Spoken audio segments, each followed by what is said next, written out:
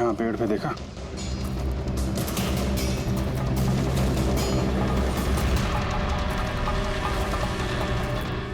छोटा सा कैमरा। मतलब हम लोग सही जगह पे आ गए हैं। यही वो जगह है जहाँ पे वो फिल्म बनाई जा रही है। कैमरा ऊपर भी है, उस तरफ पैंड है।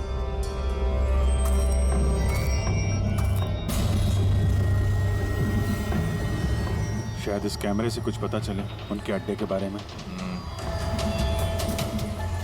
नहीं अभिजीत, ये तो हाई एंड वायरलेस कैमरा है। इसके जरिए पता लगाना मुश्किल है कि इसमें जो स्टोर्ड फुटेज है वो कहाँ से ब्रॉडकास्ट हो रहा होगा। और इस जंगल में पता नहीं और कितने कैमरास हैं। देखते हैं, आगे शायद कोई कैमरा मिल जाए जिससे कुछ पता चले।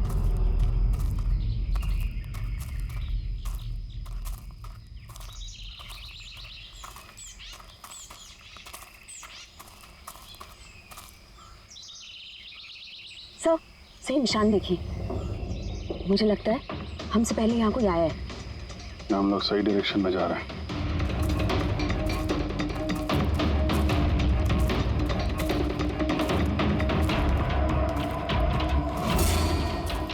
सर ये निशान यहीं तक है। सर इसका मतलब उनका अड्डा यहीं कहीं है।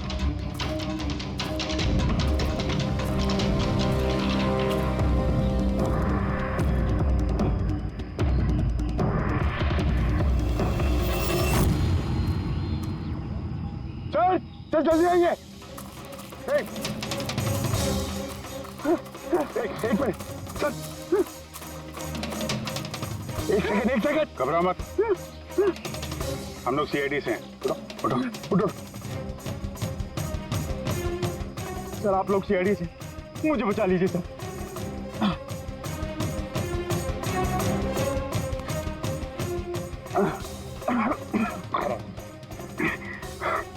यहाँ फंस कैसे गए तुम?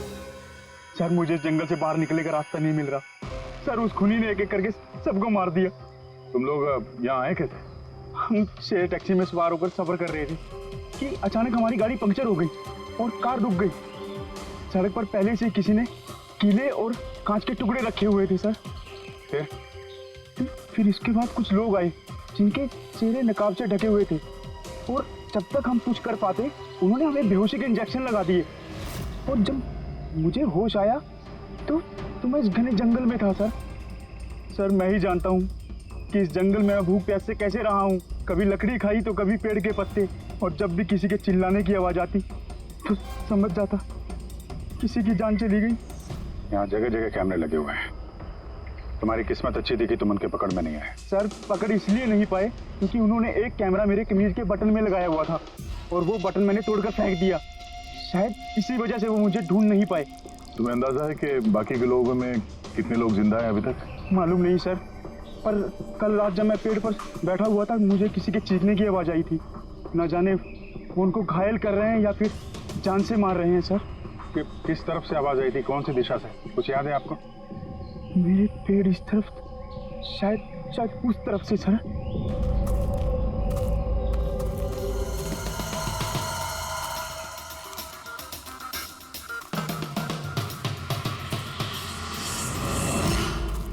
सर खून।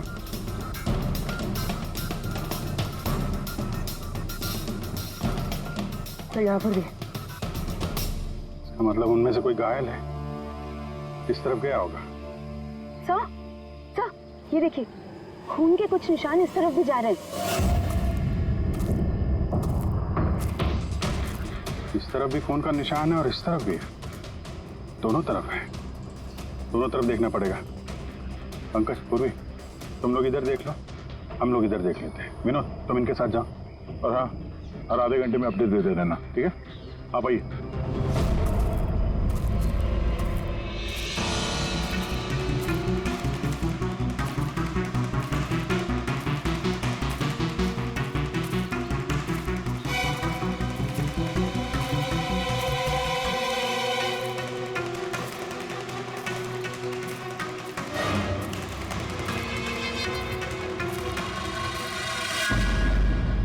एक मिनट। वो क्या है?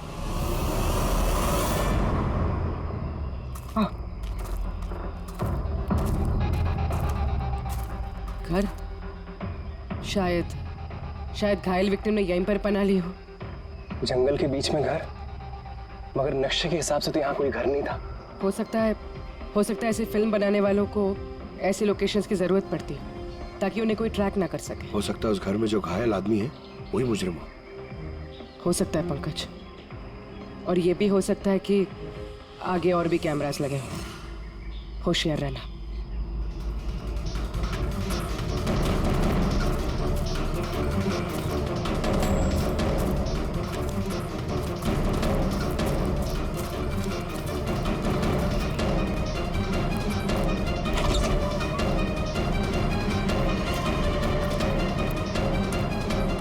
पंकज, टॉर्च।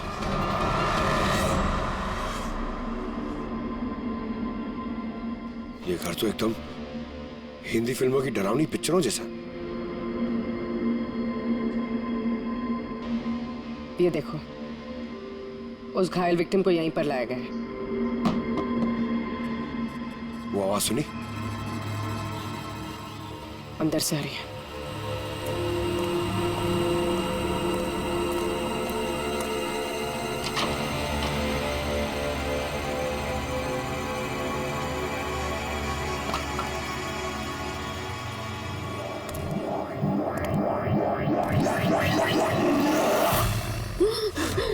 नहीं, छोड़ दो मुझे जाने दो।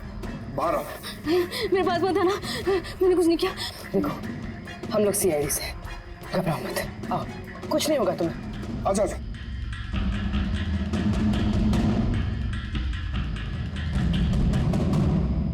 वो यहीं पे, वो यहीं पे।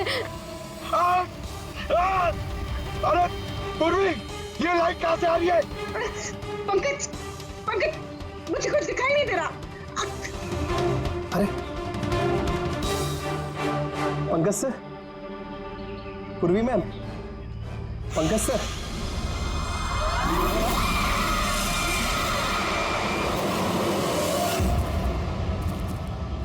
सर, खून के निशान तो यहाँ के खत्म हो गए।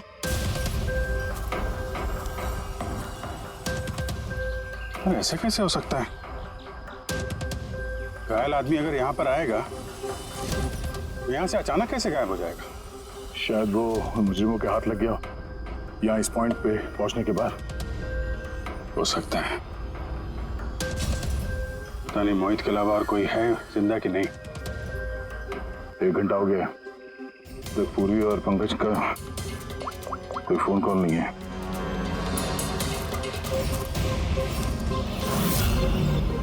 पूरी फोन उठा नहीं रही है। पंकज, देखता हूँ।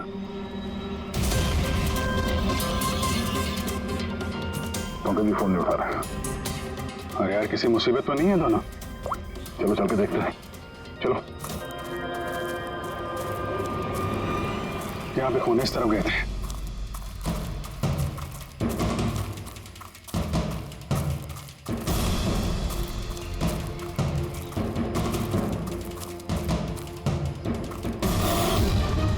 घर के अंदर शायद कोई हो। अंदर जाके देखता हूँ। ठीक है, तब तक मैं यहाँ बाहर देखता हूँ।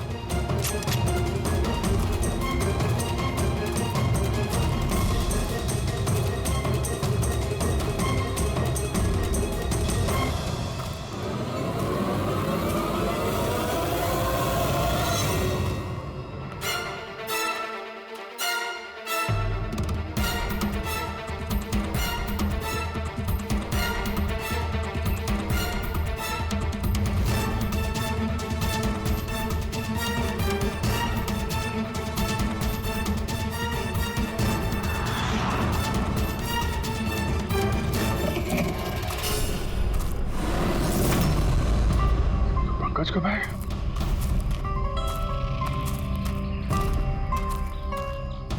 पंकज,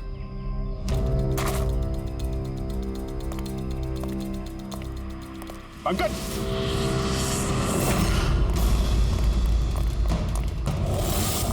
पंकज, पंकज,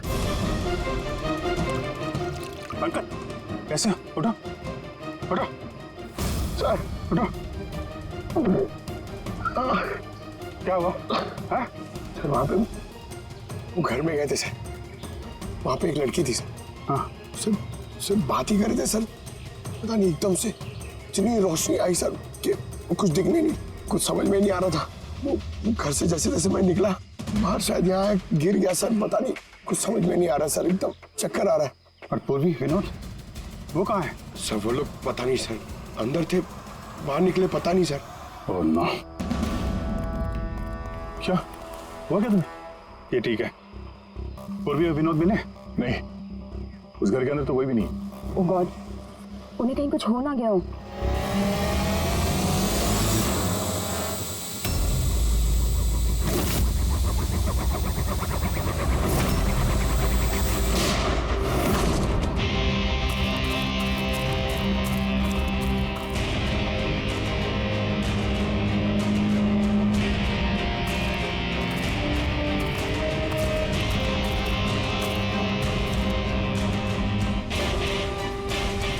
ये सब तो बड़ा मुश्किल होता जा रहा है। हमें वापस जाना होगा। चलो। क्या मतलब? देखो दया, हमें ये नहीं मालूम है कि अपराधियों की तादाद कितनी है, कितने कैमरे लगा रखे हैं यहाँ पे, कितने हथियार हैं उनके पास, ऊपर से हम पे हर वक्त नजर रखे हुए हैं। अभी फिलहाल हम उनसे मुकाबला करने की तैयारी में नहीं है। और पूर्वी उसे यहाँ पे अकेला छोड़ के चले जाएंगे हम? यार दया देखो, पूर्वी उनके चंगुल में फंस चुकी है। हम उसको बचाने जाएंगे तो हम भी नहीं बच पाएंगे। अभिजीत क्या हो क्या गया तुम्हें? कुछ याद है सीआईडी में हमें पहले क्या सिखाया था? यही कि सबसे पहले अपने साथी को पीछे मत छोड़ना, चाहे वो जिंदा हो या मर चुका हो। अरे यार, हर लड़ाई रूल बुक के हिसाब से नहीं लड़ी जा सकती।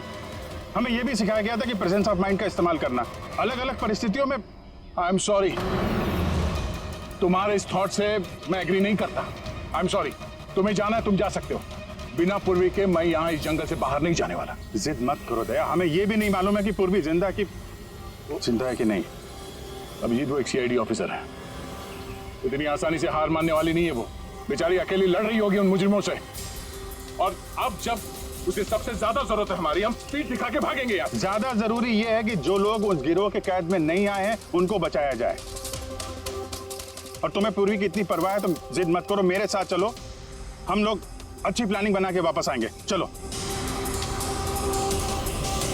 इसे हो क्या गया? सर अभी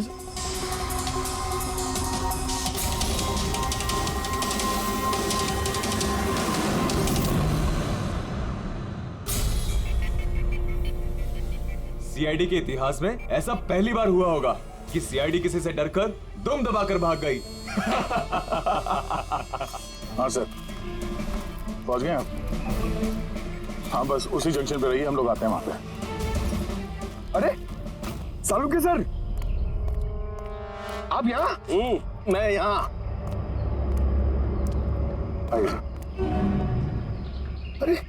अरे तुम्हें क्या लगा हम लोग पूर्वी को ऐसे ही छोड़ देंगे जंगल में मरने के लिए? हैं? तो आपका और दया सर का झगड़ा झूठा था। जब अभिजीत ने वहां पे कैमरा देखा तो उसने मुझे इशारा किया। पता नहीं और कितने ड्रोन लगा रखे होंगे हम पे नजर रखने के लिए। जो आदमी उस कैमरे के जरिए हम पर नजर रखे हुए था, उसकी आंखों में धूल झोंकना जरूरी था, इसलिए। अब वो लोग ये सोच के बैठे होंगे कि हम लोग जंगल से निकल गए, थोड़े रिलैक्स भी हो जाएंगे। यही मौका है उन पे हमला करने का। जी ये लो, ये तुमने मंगाया था। ये क्या डिवाइस है सर?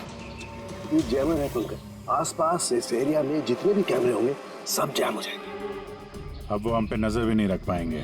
और ये ड्रोन पे जो कैमरा लगा है, इसकी रेंज 7 किलोमीटर सिर्फ। बैटरी तो खत्म होने वाली है। इसका मतलब अगर हम इसे नहीं पकड़ते तो ये वापस उनके अड्डे पे जाता बैटरी बदलने के लिए। जरा आईपैड निकालना, नक्शा निकालो उसमें।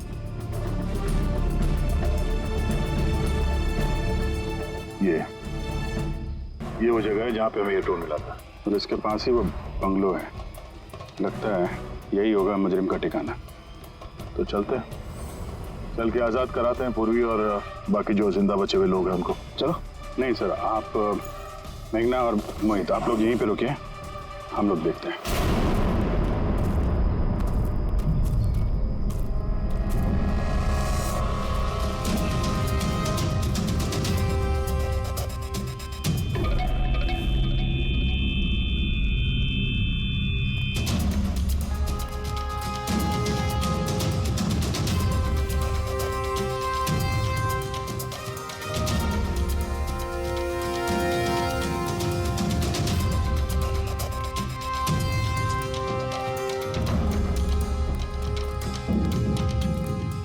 यार, ये पूरा सिस्टम बंद कैसे हो गया?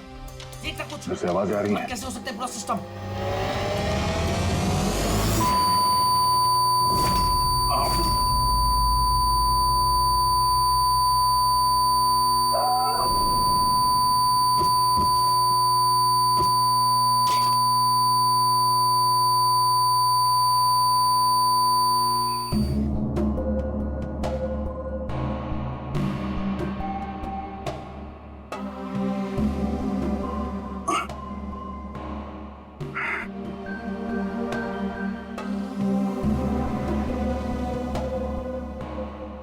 पंकज,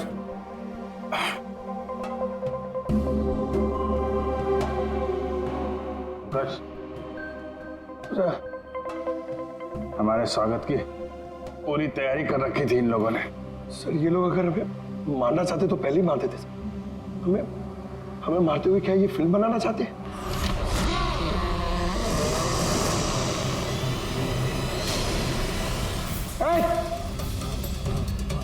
सच जाओ, सच मैं हूं पंकज। पूर्वी,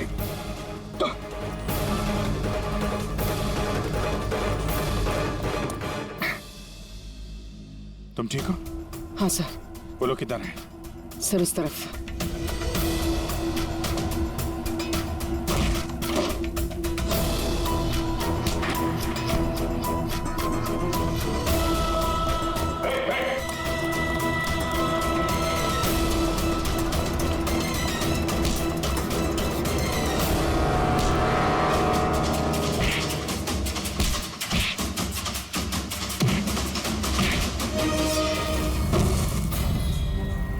सर चल चल।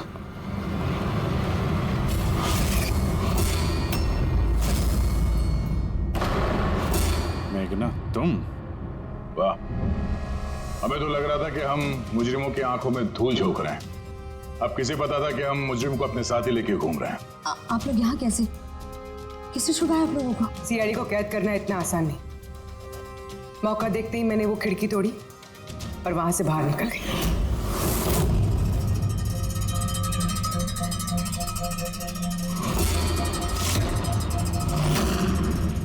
और उसके बाद मैंने उन्हीं लोगों का पीछा किया जिन लोगों को तुमने भेजा था मुझे ढूंढने के लिए। और फिर मैंने उस नकाबपोश आदमी को देखा और उसका भी पीछा किया।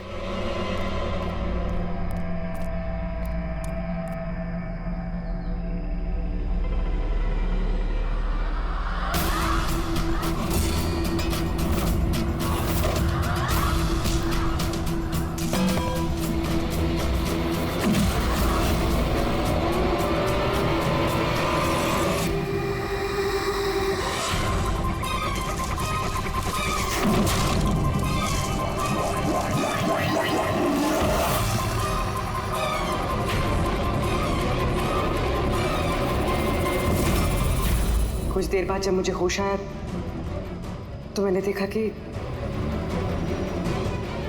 मगर इससे पहले कि मैं बाकी ऑफिसर्स तक पहुंच पाती, तुम्हारी उस सोनिक बूम वाली आवाज ने इन्हें बेहोश कर दिया था। वो तो मेरी किस्मत अच्छी थी कि मैं दूर थी और उस आवाज का मुझ पर कोई असर नहीं हुआ। और फिर मैंने सोचा कि क्यों ना उस नकाब को ही मैं अपना हथियार बना लूं। जिस बेरहमी से तुमने लोगों की जान ली है, तुम तो औरत कहलाने के लायक भी नहीं हो। अब ये बताओ, तुमने ये सब किस लिए किया? ये सब मैंने पैसों के लिए किया है सर। जितने पैसे मुझे इस काम के लिए मिल रहे थे ना, उतना तो मुझे अपनी जॉब में 5 साल में भी नहीं मिलता। और वैसे भी क्या फर्क पड़ता है, रोज इतने लोग मरते हैं, अगर 2-4 और मर गए तो क्या हुआ? तुम्हें शायद मालूम नहीं है कि तुम कितनी बीमार हो। बाकी लोग कहाँ हैं जो तुम्हारे साथ में थे? मैंने किसी को कोई नुकसान नहीं पहुंचाया सर, इतनी भी बुरी नहीं हूं मैं। और वैसे भी मैंने कोई भी खून अपने हाथों से नहीं करा है। मुझे तो एक औरत ने करोड़पति बनने का ऑफर दिया था जो मैंने एक्सेप्ट कर लिया। कौन औरत? बहुत अजीब सा नाम था उसका।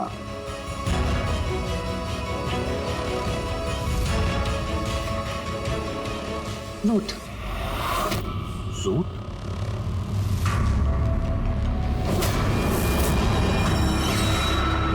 तो रूट है इस सब के पीछे, मास्टरमाइंड। अब उसने ऐसा क्यों किया उसका जवाब तो अब वही देगी। तो जहां तक तुम्हारा सवाल है, कानून तुम्हें कड़ी से कड़ी सजा देगा।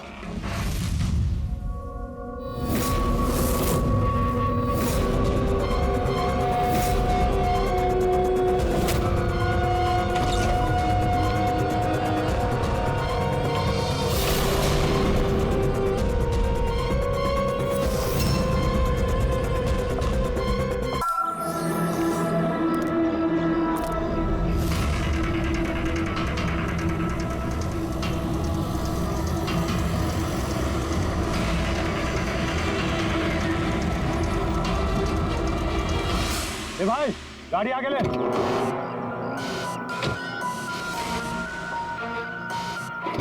बोला ना तुझसे, गाड़ी आगे ले तो आगे ले। अरे भाई कैसे आगे लूं, गाड़ी खराब हो गई ना। प्रॉब्लम बाद में देखना, धक्के मार के आगे लो पहले। अरे आप लोग भी मदद कीजिए। हम क्या मदद करें? तुम जल्दी। इस आदमी को मैं पहचानता हूँ सर, इसका मतलब हमारी इन्फॉर्मेशन एकदम सही है।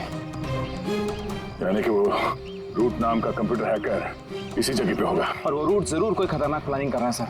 चाहे कुछ भी हो जाए, उसे जिंदा पकड़ना है, ये जानने के लिए कि उसका मिशन क्या है।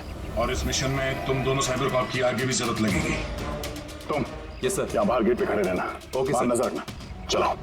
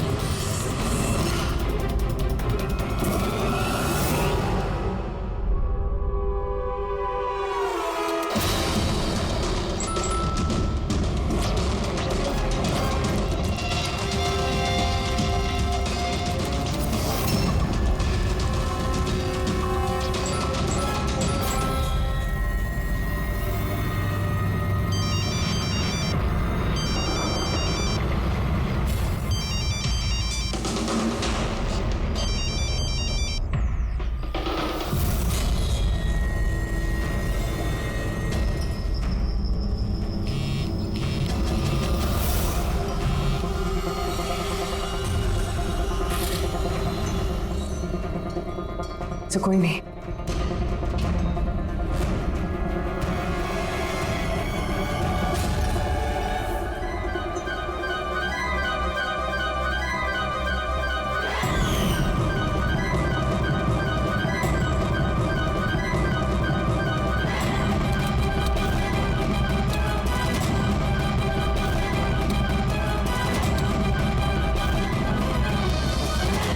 आप रेडी? सर सब जगह देख लिया, यहाँ पे कोई नहीं है। खबर तो गलत नहीं हो सकती, यहीं कहीं होना चाहिए। चलो देखते हैं।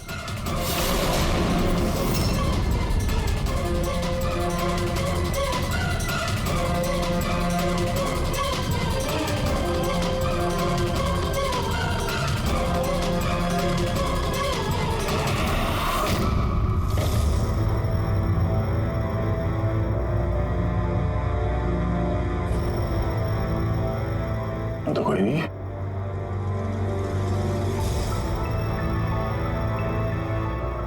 शहर अभी भी गर्म है, लगता है यहाँ पे कोई था अभी। मगर सर एंड मौके पे भाग कैसे निकला? सर हम लोग तो चारों तरफ से बंगले के अंदर घुसे, किसी को बाहर भागते हुए नहीं देखा है। सर, हाँ सर ये मॉनिटर देखिए, ये तो घर के आसपास की फुटेज चल रही। कहीं वो हमें देख के भाग तो नहीं गया? हो सकता है, वो ज्यादा दूर नहीं गया होगा। जरा इस जगह को अच्छी तरह से चेक करो, और पूरी इस कंप्यूटर को चेक करो, देखो क्या मिलता है। तब तक मैं गेट पे जाके देखता हूँ।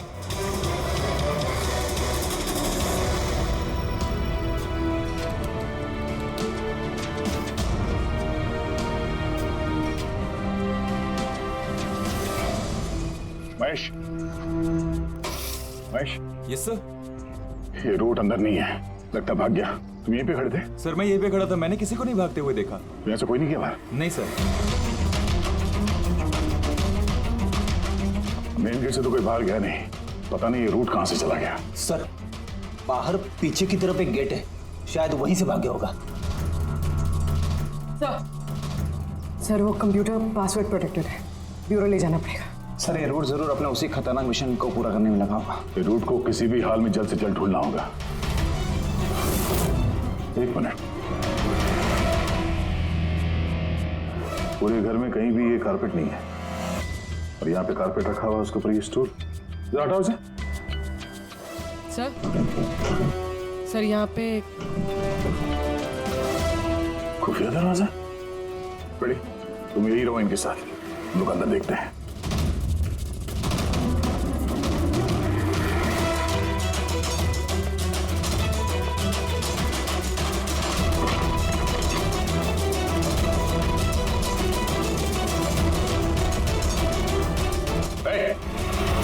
अब अगर अपने बचाव में कुछ कहना चाहती हो तो यही वक्त है।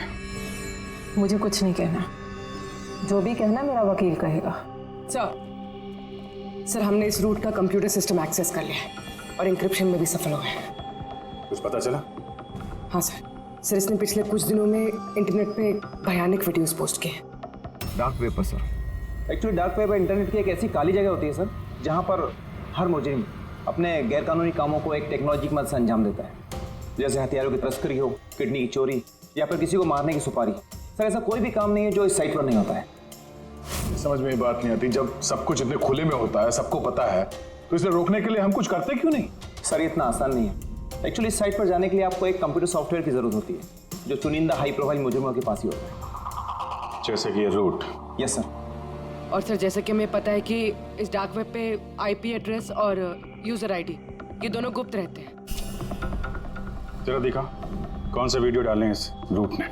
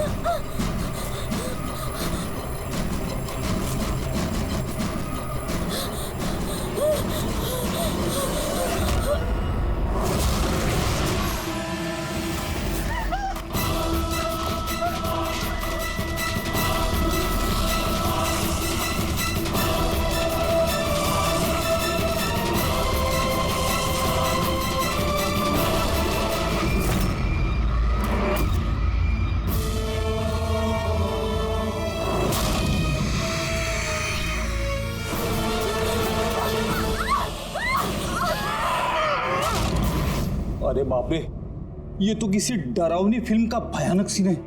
ये सीन क्यों डाला डार्क वेब में? सर ये किसी फिल्म का सीन नहीं है, ये सब असली में हुआ है और किसी हीरोइन के साथ नहीं, बल्कि एक मासूम लड़की के साथ। जहां तक मुझे याद आ रहा है इसे स्नफ फिल्म कहते हैं ना?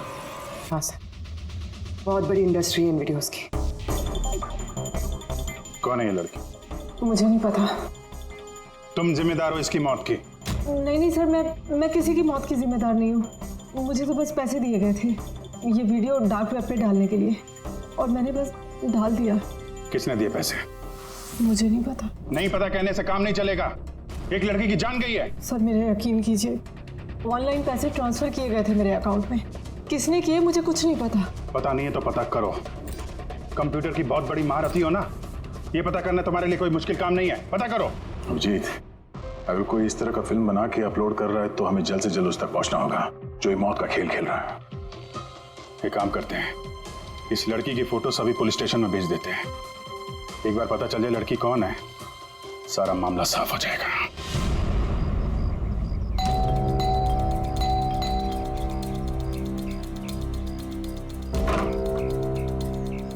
जी कहिए, किससे मिलना है? ये रिया का घर है ना? हाँ, मैं उसका पापा। आइए। वो हम लोग सीआईडी से हैं। आपके लिए एक बुरी खबर है। आपकी बेटी रिया अब इस दुनिया में नहीं रही। पता है, मगर आप उसके मौत के 10 दिन बाद क्यों आए हैं ये सब बताने? आपको पता है कि आपकी बेटी रिया की मौत हो गई है? आप उस कार एक्सीडेंट की इन्वेस्टिगेशन के लिए आए हैं ना, तो आपको ये तो मालूम पड़ा होगा कि रिया का तो फ्यूनरल भी हो गया है। एक मिनट, आप किस कार एक्सीडेंट की बात कर रहे हैं? वही जिसमें हमारी रिया चल बसी है। शेयर टैक्सी में वो पुणे जा रही थी।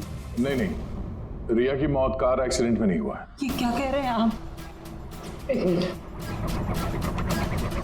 ये रिया है। हाँ, ये रिया ही है। एक्सीडेंट वाले दिन उसने यही कपड़े पहने थे। एक मिनट, सॉरी बाबू, लगता है कुछ कंफ्यूजन है। आप जरा बताइए कि आपकी बेटी रिया का कार एक्सीडेंट कैसे हुआ था? शेयर टैक्सी में वो पुणे जा रही थी, 7 और लोग भी थे उसके साथ। तो रास्ते में उसकी गाड़ी का बड़ा भयानक एक्सीडेंट हो गया। पूरी कार आग के लपटों में झुलस गई। मरने वालों के तो चेहरे तक पहचान में नहीं आ रहे थे। तो आप लोगों ने रिया को कैसे पहचाना? उसके सामान के जरिए बस हम उसे पहचान पाए। आपने ये नहीं बताया कि ये फोटो कब की है? वैसे हम लोगों को भी पता नहीं कि ये फोटो कब की है, पर पता चलते ही हम आप लोगों को बता देंगे। लगता है रिया का ये एक्सीडेंट सिर्फ एक दिखावा था, उसकी मौत की असली वजह को छुपाने के लिए। सर, अगर रिया का कार एक्सीडेंट एक दिखावा था तो वो बाकी के 7 लोग जो उसके साथ गाड़ी में थे, कहीं वो भी रिया की तरह ही तो नहीं मारे गए? हो सकता है। सबके परिवार वालों से मिलना पड़ेगा। किस्मत अच्छी थी हमारी कि जो 7 लोग एक्सीडेंट में मारे गए थे उनमें से एक का अंतिम संस्कार नहीं हुआ था। देखते हैं डॉक्टर सालों के इस लाश से क्या सुराग निकाल पाते हैं। वैसे भी लाशें इतनी बुरी तरह से जल गई हैं कि चेहरा पहचान पाना मुश्किल है।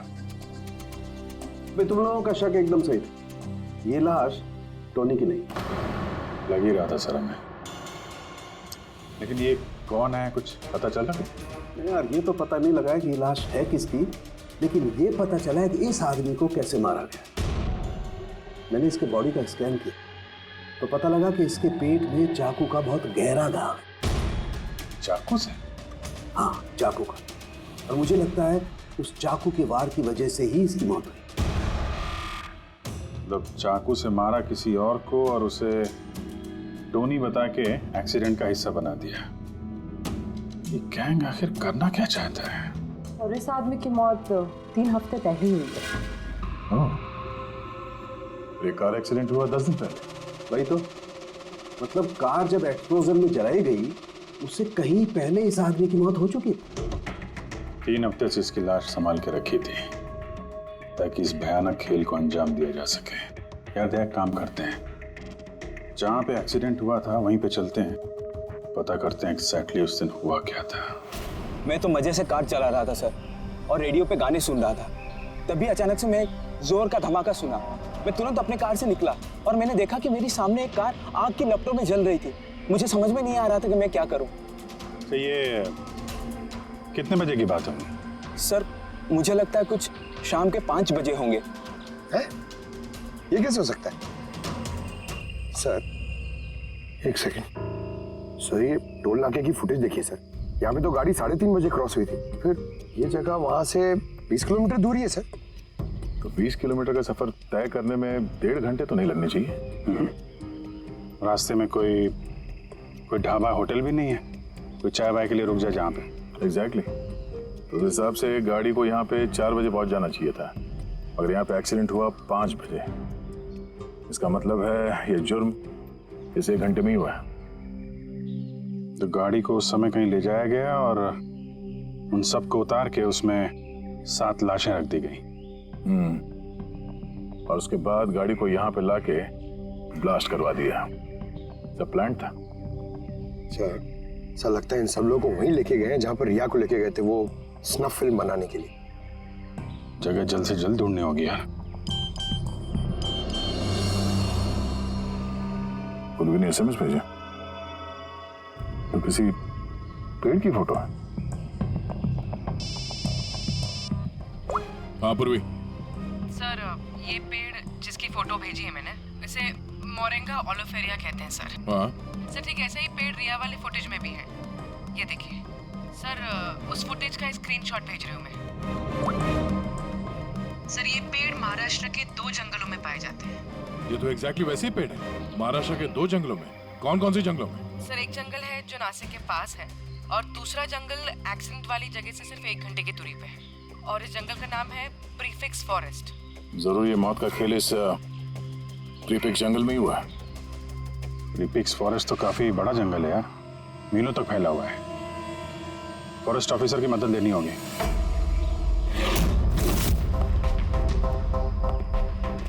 इस जंगल में ये सब हो रहा है, यकीन नहीं होता। क्या आपकी इन्फॉर्मेशन पक्की है ऑफिसर? पक्की नहीं होती तो यहाँ तक आते नहीं हम लोग। आप बताइए कुछ हाल फिलहाल में ऐसी कोई घटना आप लोगों ने कुछ सुनी हो, कुछ देखी हो, जंगल के अंदर कुछ हुआ हो? बिल्कुल नहीं, और अगर ऐसा कुछ होता तो हम जरूर उस पर ध्यान देते। चलो कोई नहीं, फिर भी अपनी तसल्ली के लिए एक बार हम जंगल देखना चाहेंगे। श्योर। वैसे सर आप लोग पूरा जंगल देखना चाहेंगे? क्योंकि मीलों तक फैला हुआ है ये, इसमें काफी वक्त लग सकता है। नहीं, हम पूरा जंगल नहीं देखेंगे। हमें जंगल का वो हिस्सा दिखाइए जहाँ पे कोई आता जाता नहीं है, क्योंकि अक्सर सुनसान इलाकों में ही जुर्म पनपता है। Okay officers. विनोद, मेघना, इन्हें जंगल के उन इलाकों की दिखाने की जिम्मेदारी आपकी है। ओके? जी sir. Yes sir. Sir 1 second.